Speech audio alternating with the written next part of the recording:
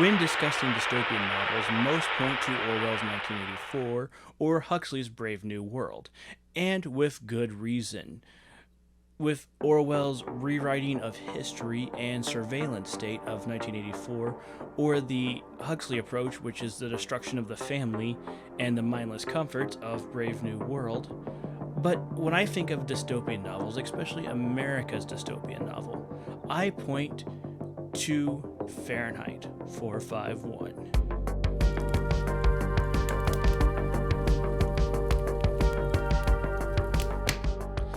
In Europe, an all encompassing government is a real threat. You know, with the state controlled media, the trust in their government, citizens being arrested over social media posts. What was I talking about again? Oh, yeah, dystopian novels. Look, in America, I don't think a top down approach like that would work. So, how do you get America to give up her freedoms? Well, by destroying her cultures, eroding her traditions, destroying its values. How?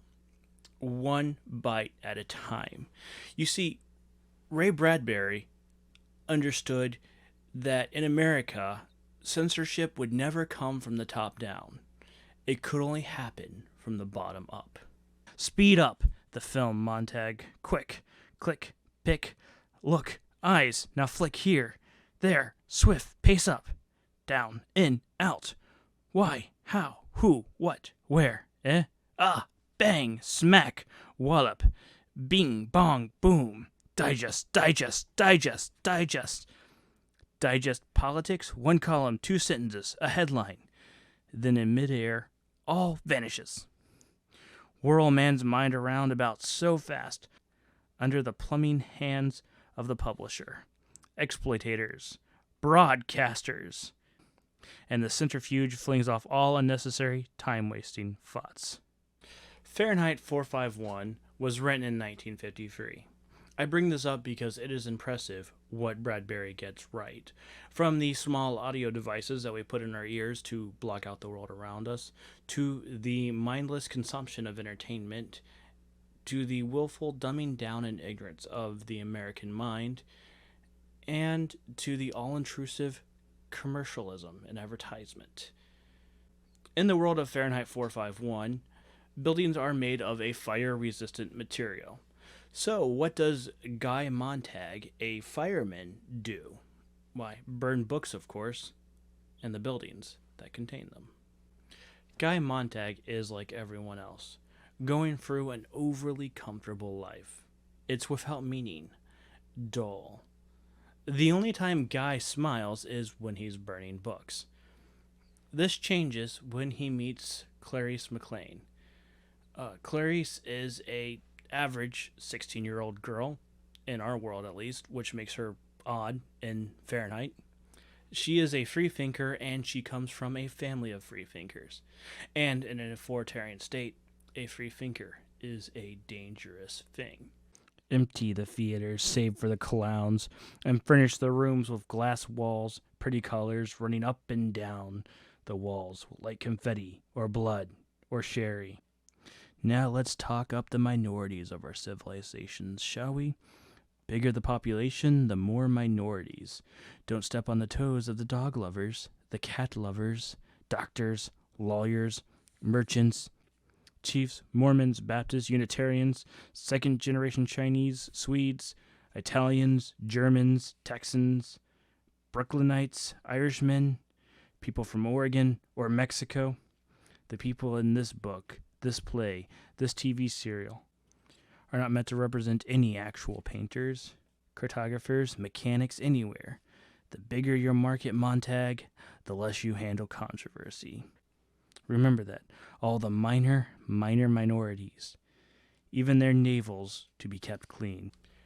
After meeting Clarice, Montag comes home to his wife. Now, his wife is a contrast to Clarice. She ODs more often than a Hollywood has been, or is now, and she just sits around and waits for Montag to leave so she can watch her dumbed-down sitcom. But I repeat myself. She even pays extra to have her name included in the sitcom. Montag realizes that the status quo is slowly killing him and his wife. He knows they are missing something, and you'll find, as you read this book, that everybody, except for Clarice, is missing something. At this point, I'm going to drift into spoiler territory, so this is your warning. Offers full of evil thoughts. Lock up your typewriters. They did. Magazines became a nice blend of vanilla topica. Books, so the critics said, were dishwater. No wonder books stopped selling, the critics said. But the public, knowing what it wanted, spinning happily, let the comic books survive.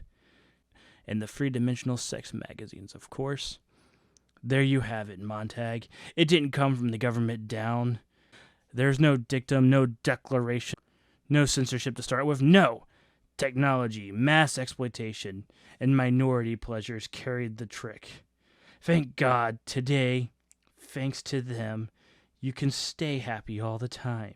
You are allowed to read comics, good old confessions, or trade journals.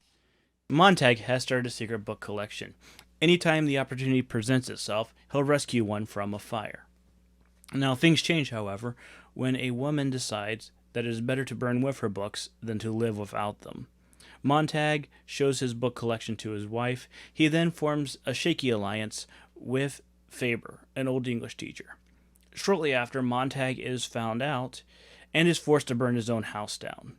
A chase ensues, and Montag finally meets up with some men whose sole purpose in life is to memorize books. So when the chance comes, they can rebuild society. Fahrenheit feels dull at the start, and I think this is a choice by Bradberry to show how dull the world would be without books or culture. Bradberry's style is obtuse, which means he doesn't describe things in great detail, but his characters are smart, his dialogue is captivating, and his action is intense. There's this scene where Montag is on a subway, and he's trying to memorize a part of the Bible.